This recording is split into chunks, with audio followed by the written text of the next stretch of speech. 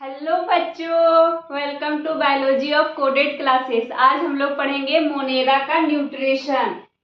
हम लोगों ने पिछले लेक्चर में क्या पढ़ा था? जनरल कैरेक्टर मोनेरा का और उसका स्ट्रक्चर के बारे में जाना था। आज हम लोग पढ़ेंगे न्यूट्रिशन इन मोनेरा या बैक्टीरिया। बैक्टीरिया इसलिए बोल रही हूँ क्योंकि मोनेरा के ग्रुप में सबसे ज्यादा बैक्टीरिया पाए जाते हैं, इसीलिए हम बैक्टीरिया का भी बोल सकते हैं। यहाँ पे न्यूट्रिशन मोनेरा कितने तरह से करते हैं? दो तरह से। कितने तरह से? दो तरह से।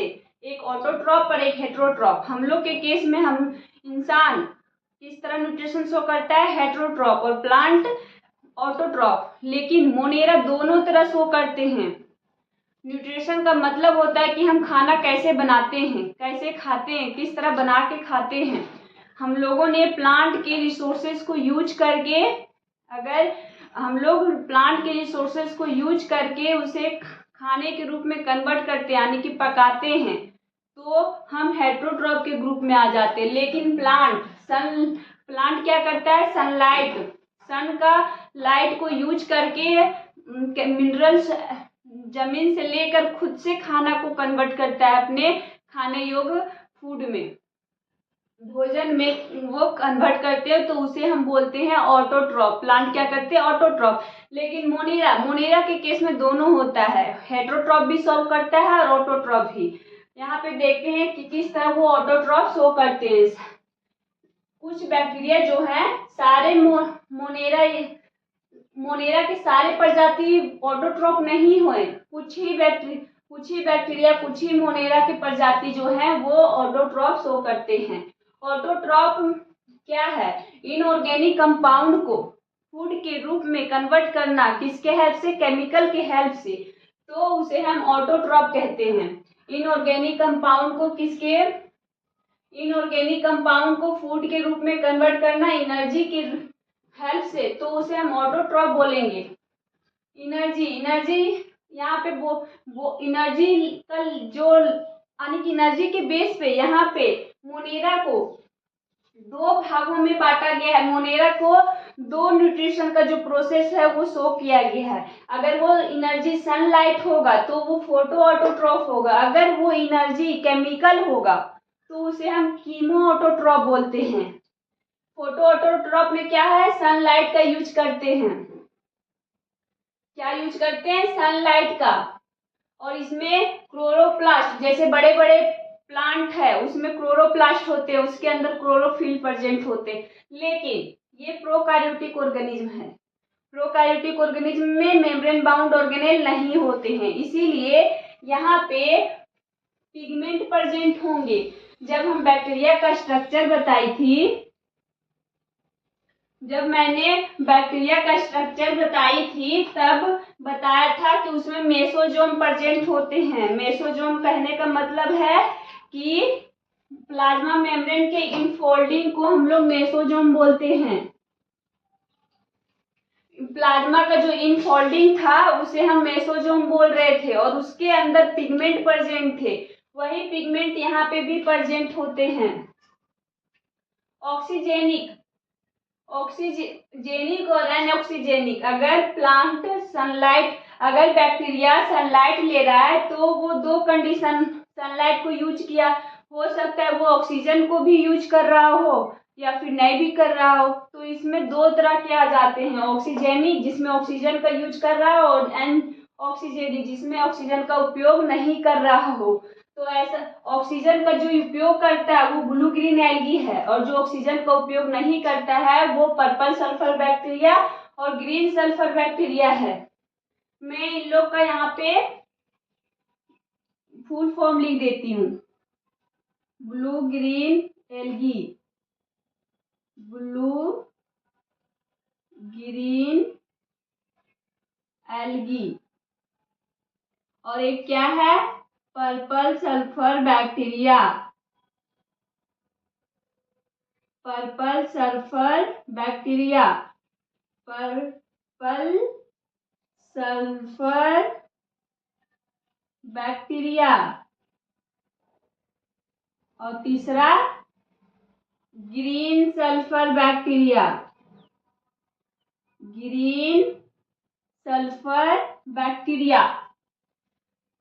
ब्लू ग्रीन एल्गी जो है वो सनलाइट यूज किया, मिनरल्स यूज किए, इनऑर्गेनिक कंपाउंड कहने का मतलब, और ऑक्सीजन को भी यूज किया, और उन्होंने अपने खाने जैसे फूड बनाया, भोजन बनाया।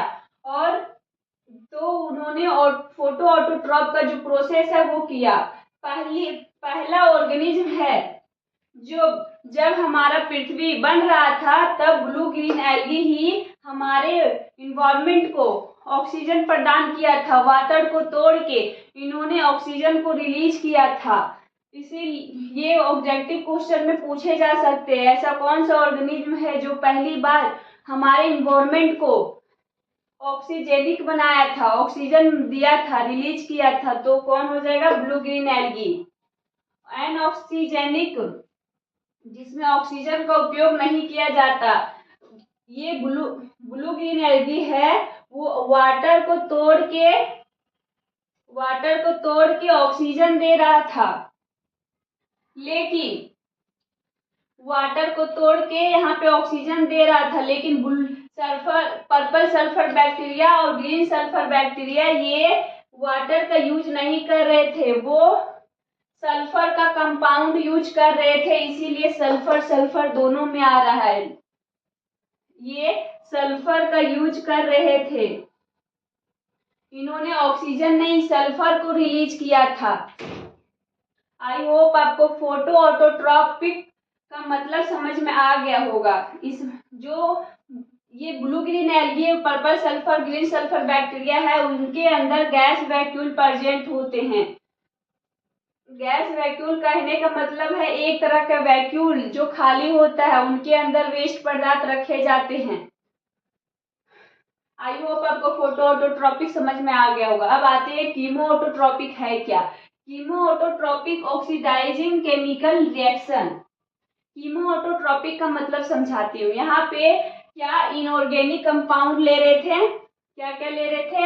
Inorganic compound, inorganic compound plus में इनऑर्गेनिक कंपाउंड और वाटर ले रहे थे, और इसे ऑर्गेनिक यानी कि फूड प्लस ऑक्सीजन या सल्फर में तोड़ रहे थे, फोटो ऑटोट्रॉप में। लेकिन कीमो ऑटोट्रॉप का मतलब कहने का मतलब है कि ये इनऑर्गेनिक कंपाउंड को तोड़ेंगे ही फूड के रूप में, लेकिन जो यहाँ पे एनर्जी है वो सनलाइट नहीं केमिकल होगा। अगर हम किसी कंपाउंड को तोड़ते हैं, जो उससे हमें केमिकल को तोड़ने के बाद जो एनर्जी रिलीज होगा, उसे यूज करके जो बैक्टीरिया खाना बना रहे थे, उन्हें हम कीमो ऑटोट्रॉप बोलते हैं। ये यानी कि जो कंपाउंड तोड़े उसमें ऑक्सीडाइज केमिकल रिएक्शन आएगा, उसे यूज करेंगे। क्या करेंगे? उसे यूज करेंगे। उस एनर्जी को क्या करेंगे? यूज करेंगे। मान लीजिए यहाँ पे मैंने कोई कंपाउंड लिया, मान लीजिए NH3 ही हमने लिया और इसे हम तोड़े, इसमें NO2 में इससे जो एनर्जी रिलीज हुआ, क्या हुआ? एनर्जी जो रिलीज हुआ वो मोनेरा क्या करेगा? मोनेरा इसे यूज कर लेगा, किसमें? खाना बनाने में। उसे हम कीमो ऑटोट्रॉप बोलते हैं। Release energy to produce ATP, वो एटीपी को प्रोड्यूस करेगा। एटीपी कहने का मतलब है फूड। अगर हम खाना खाते हैं तो हमारे शरीर को एनर्जी कैसे मिलता है? एटीपी के रूप में ही। तो यहाँ पे सीधा सीधी है कि फूड के बारे में बात किया जा रहा है। एटीपी का जब कॉन्सेप्ट अगले चैप्टर में कॉन्सेप्ट आएगा, उसमें क्लियर बताया जाएगा कि फूड को हम लोग एटीपी के रूप में कैसे कन्वर्ट करते हैं। वो आगे क्लासेस में हम लोग पढ़ेंगे, आगे चैप्टर में। यहाँ पे मैंने एक एग्जाम्पल लिया है, जैसे NH3 एमोनिया को हम लोग NO2- में तोड़ा। इसे तोड़ने के लिए कौन कौन से बैक्टीरिया का यूज किए हमने? नाइट्रोसोमोनास और नाइट्रोकोकस, दो बैक्टीरिया है जो ये तोड़ने के लिए हेल्प करता है हमें। और फिर इसे हम NO3- यानी कि लैक्टोबैक्टीरिया के हेल्प से हमें इसे भी तोड़ा। इससे जो एनर्जी रिलीज हुआ उसे हम खाना बनाने में यूज करते हैं। मोनेरा खाना बनाने में उसे यूज करता है और उसके बाद अपने फूड को इंगल्फ कर देता है, निगल लेता है। नाइट्रीफाइंग बैक्टीरिया, ये तीनों बैक्टीरिया को हम लोग क्या बोलेंगे? नाइट्रीफाइंग, नाइट्रोजन को तोड़ रहा है इसीलिए नाइट्रीफाइंग बैक्टीरिया बोलेंगे। मिनरल रिसाइकलिंग, कीमो ऑटोट्रॉप होने का जो प्रोसेस है उससे हमारे लिए क्या हेल्पफुल होता है कि मिनरल का रिसाइकलिंग हो जाता है। मिनरल जैसे लोग खाते हैं एमोनिया बना और हमें जमीन में खेती करने के लिए हमें नाइट्रोजन की जरूरत है, तो ये धीरे धीरे तोड़ तोड़ के हमें नाइट्रोजन के रूप में दे देते हैं। आई होप आपको कीमो ऑटोट्रॉप का मतलब समझ में आया होगा। अब आते हैं हेटरोट्रॉपिक। हेटरोट्रॉपिक क्या है? हेटरोट्रॉपिक क्या है? हेटरोट्रॉपिक हम लोग के केस में क्या होता है बताइए?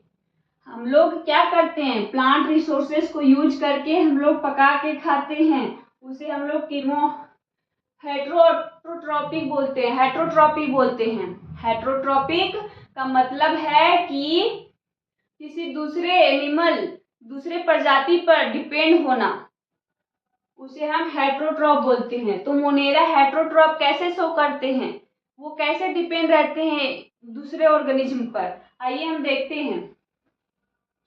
हेटरोट्रॉप को हम लोग 3 भागों में बांटा है, एस्पैरोफाइटिक, पैरासाइटिक और सिम्बायोटिक। यहाँ पे शायद आपको नहीं दिख रहा हो तो मैं यहाँ लिख देती हूँ, सिम्बायोटिक।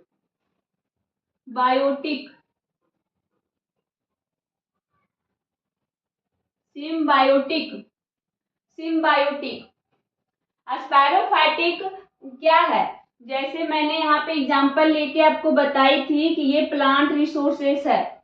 मान लीजिए ये प्लांट रिसोर्सेस है, यहाँ पे बैक्टीरिया आया, ये एंजाइम रिलीज किए, क्या किए? एंजाइम को रिलीज किए और इसके ऊपर डाला और इसे तोड़ डाला, इसके जो भी पार्टिकल है उसे तोड़ डाला। इस रूप में ये इनऑर्गेनिक के रूप में है, इनके अंदर कार्बन, नाइट्रोजन और क्या क्या इनऑर्गेनिक कंपाउंड होंगे, उनको फूड के रूप में कन्वर्ट किया, एंजाइम डाला और ऑर्गेनिज्म को, जो ये प्लांट का स्पीसीज है, उसे तोड़ डाला किस रूप में? अपने फूड के रूप में, और ये फूड को फिर इंगल्फ कर लेते हैं। इंगल्फ मतलब निगल लेते हैं। इंगल्फ का मतलब होता है निगल लेते हैं। ये पहले क्या किए? बैक्टीरिया एंजाइम रिलीज किए, एंजाइम इस पे डाला, इसे ब्रेक किया छोटे छोटे ऑर्गेनिक कंपाउंड में, जो फूड आया उसे वो क्या किया? इंगल्फ कर लिए, निगल लिए। जो ये बैक्टीरिया है जो ये प्रोसेस करते हैं, स्पायरोफाइटिक में जो भी स्पीसीज आते हैं उसे हम डिकम्पोजर का नाम देते हैं। सबसे अधिक बैक्टीरिया क्या शो करते हैं? हेटरोट्रॉपिक, और कुछ ही बैक्टीरिया क्या शो करते हैं? ऑटोट्रॉपिक।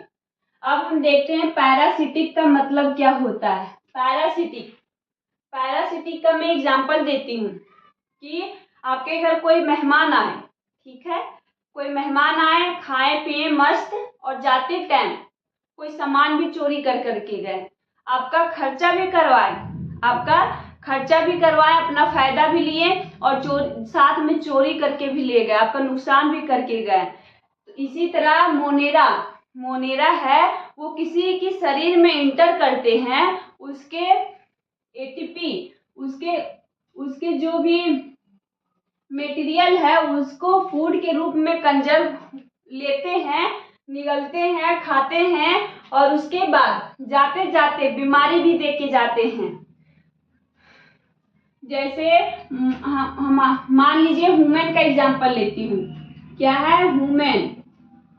ह्यूमन के शरीर में, ह्यूमन का जो बॉडी है, मान लीजिए ये ह्यूमन का बॉडी है और बैक्टीरिया आया, इसके अंदर इंटर किया, इसके जितने भी एनर्जी था वो यूज कर लिया।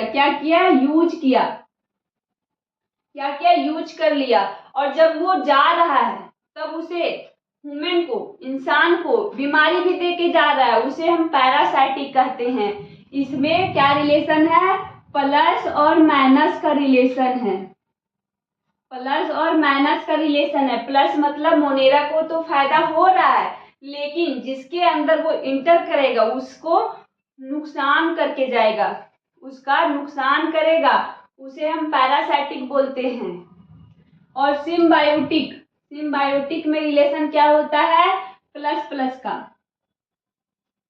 प्लस प्लस कहने का मतलब है सिम्बायोटिक में कि आएगा, मान लीजिए मेहमान आए, खाए पिए, लेकिन कुछ चोरी करके ले नहीं गए, वो आपको, और मान लीजिए बच्चों लोग को और कुछ पैसा दे के गए, तो ना उनका नुकसान हुआ ना आपका नुकसान हुआ।